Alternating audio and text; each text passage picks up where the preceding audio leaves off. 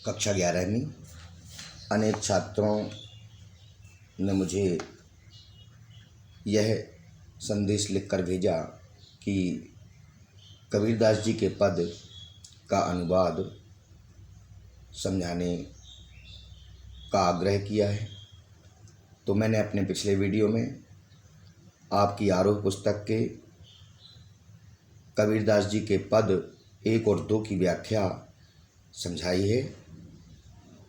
अब आपके अभ्यास कार्य के अंतर्गत इस पाठ से जो अभ्यास कार्य आपके लिए सौंपा गया है, दिया गया है, उस अभ्यास कार्य को करेंगे। पेज नंबर 132 पाठ्य पुस्तक में 133 और 134 तक शब्दार्थों सहित शब्दार्थ आपको पूर्व में बताए जा चुके हैं। तो हम इस वीडियो के माध्यम से कबीर के पद नामक पाठ के अभ्यास को हल करने का और समझने का प्रयास करेंगे। चलिए तो प्रारंभ करते हैं। अभ्यास के अंतर्गत जैसा कि आप पुस्तक में देख रहे होंगे, पुस्तक को सामने रख लिया होगा आपने, आरोह पुस्तक को, और उसमें देखिएगा पद के साथ लिखा हुआ है प्रश्न क्रमांक 1। कबीर की दृष्टि में ईश्वर एक है, इसके समर्थन में उन्होंने क्या तर्क दिए हैं। तो बड़ा ही सरल उत्तर है, संक्षिप्त में ही लिखना है आपको। तो उत्तर लिखेंगे कि कबीर ने ईश्वर के अद्वैतवादी स्वरूप अर्थात दो ना हो, अद्वैत अर्थात जिसमें दो ना हो, केवल एक हो, अद्वैतवादी स्वरूप को स्वीकार करते हुए उसे एक माना है।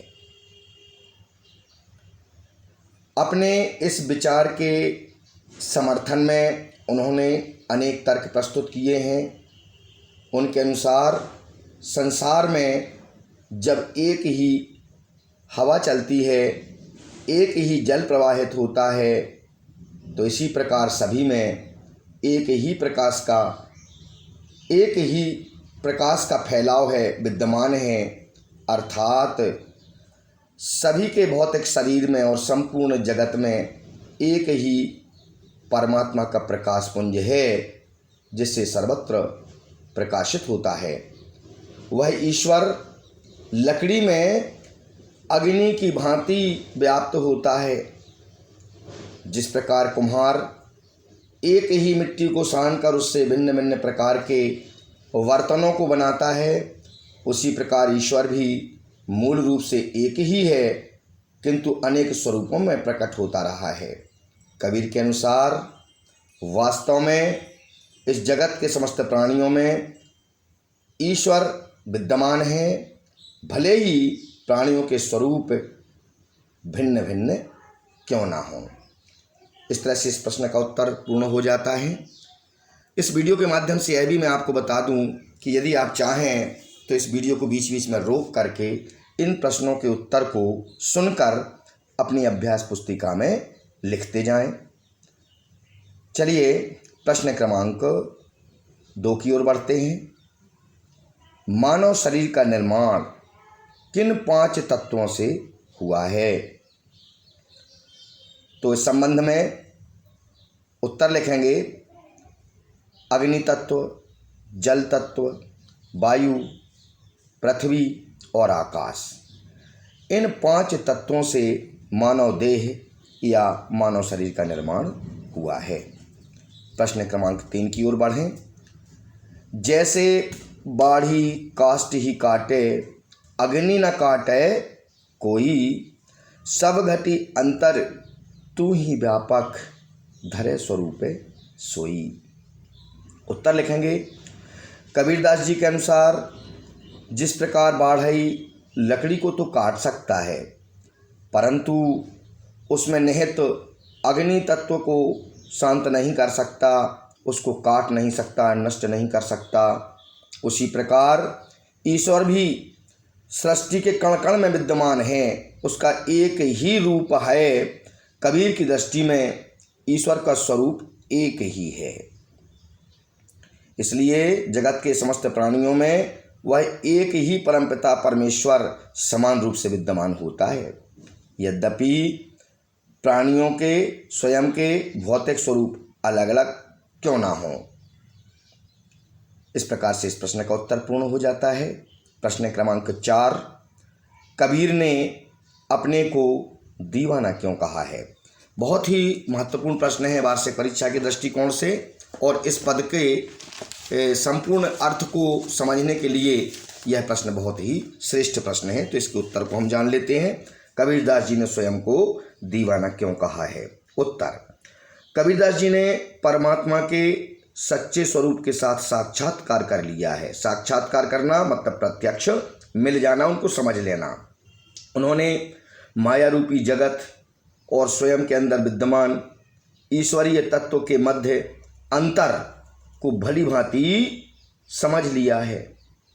वह बाहरी और भौतिक दुनिया के मोह माया और आडंबरों पाखंडों से दूर रहना चाहते हैं। उन्होंने तो एक स्वरूप परमात्मा की सच्ची भक्ति में विश्वास किया है।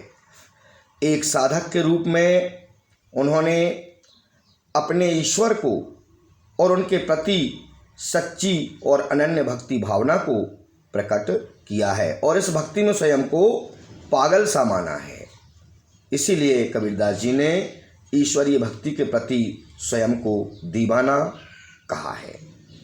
चलिए प्रश्न क्रमांक 5 की ओर बढ़ते हैं। कबीर ने ऐसा क्यों कहा है कि संसार बौरा गया है। बौरा गया है अर्थात पागल हो गया है। तो उत्तर में लिखेंगे कि कबीरदास जी के अनुसार संसार बौरा गया है, संसार के लोग पागल से हो गए, क्योंकि वह सत्य पर विश्वास नहीं करते, सच्ची बात बताने अथवा कहने वालों को मारने के लिए दौड़ पड़ते हैं, उनका विरोध करने लगते हैं और झूठी बातों पर बहुत ही सहजता से विश्वास कर लेते हैं। वह संसार के सभी प्राणियों में एक समान विद्यमान ईश्वर के एक ही स्वरूप को स्वीकार करते हैं, परंतु ये लोग जो बौरा गए हैं वह स्वीकार नहीं करते हैं। वह पेड़ों पत्थरों पुस्तकों में उनको ढूंढते फिरते हैं। वास्तव में इसी कारण यह संसार पगला गया है, जो बाहरी तिलक छापों और आडंबरों पाखंडों द्वारा अपने आप को सर्वश्रेष्ठ सिद्ध करते हैं, परंतु उस परमपिता परमेश्वर की सत्ता को समझ नहीं पाते। इस प्रश्न का उत्तर भी पूर्ण हो जाता है। प्रश्न क्रमांक 6 की ओर बढ़ते हैं। कबीरदास ने नियम और धर्म का पालन करने वाले लोगों की किन कमियों की ओर संकेत किया है। तो उत्तर में लिखेंगे कबीरदास जी के अनुसार नियम और धर्म का पालन करने वाले लोग नित्य नियम पूर्वक स्नान आदि करते हैं, किंतु स्वयं के भीतर छिपे ईश्वर तत्व को खोजने की बजाय वे उसे पेड़ों पत्थरों मूर्तियों में ढूंढते फिरते हैं। ऐसे लोगों को ना तो ईश्वर के सच्चे स्वरूप का कभी आभास हो पाता है, ज्ञान हो पाता है, और ना ही वे इस बात से परिचित होते हैं कि ईश्वर किसी दिखावे या आडंबर करने या पाखंड करने से प्राप्त नहीं होता है, वह तो सृष्टि के कण कण में विद्यमान है।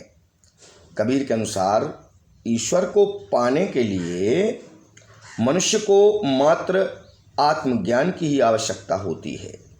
ईश्वर तो सहज सरल रूप में हर जगह विद्यमान होता है, हर जगह मौजूद होता है, हर जगह व्याप्त होता है। इसलिए जिसने आत्मज्ञान को पहचान लिया उसने ईश्वर को प्राप्त कर लिया। आगे बढ़ते हैं प्रश्न क्रमांक 7 की ओर। अज्ञानी गुरुओं की शरण में जाने पर शिष्यों की क्या गति होती है। उत्तर, वास्तव में गुरु ही शिष्य को ज्ञान के पथ पर आगे बढ़ाते हैं।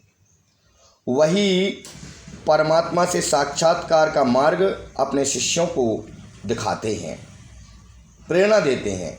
किंतु यदि गुरु स्वयं ही अज्ञानी हो, मोह माया के वशीभूत हो, अहंकार भाव से भरा हुआ हो और बाहरी आडंबरों तथा पाखंडों में विश्वास करता हो, उनमें लिप्त हो, तो वह अज्ञान के पथ पर अग्रसर हो जाते हैं और अंत में गुरु और शिष्य दोनों ही माया के झूठे भ्रमजाल में भ्रमित होकर के डूब जाते हैं और उन्हें पछताना ही पड़ता है, क्योंकि इस मार्ग से उन्हें ईश्वर की प्राप्ति नहीं होती।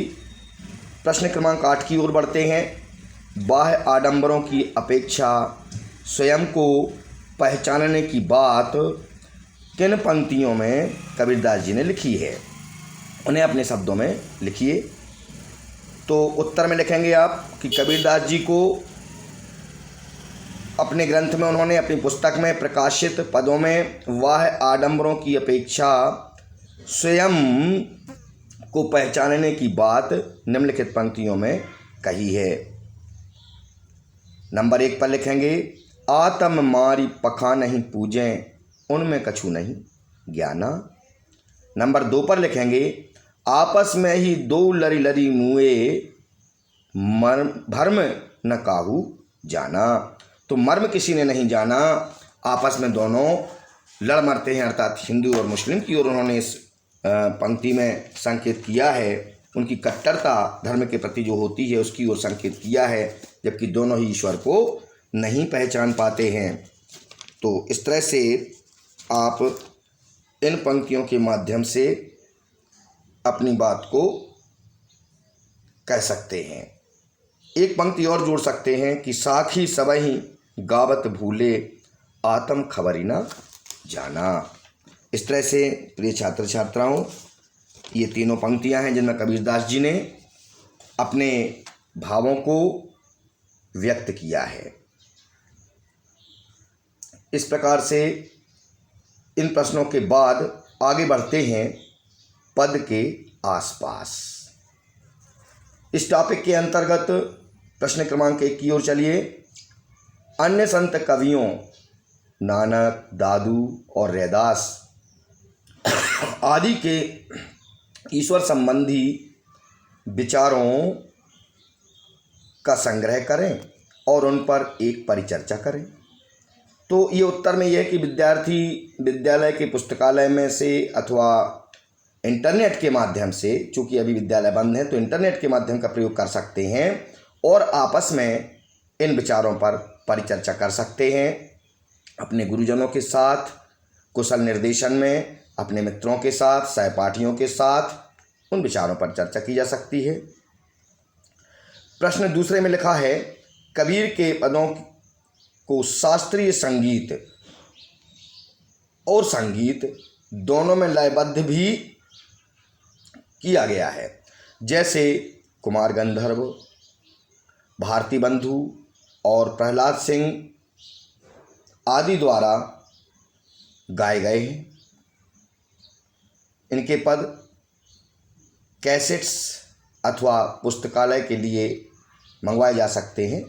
तो यहाँ पर आपको उत्तर में कोई चीज़ यदि लिखनी है तो ये है कि विद्यार्थीगण अपने विद्यालय के पुस्तकालय अध्यक्ष से इन संबंध में चर्चा करके और उपरोक्त सामग्री को प्राप्त कर सकते हैं।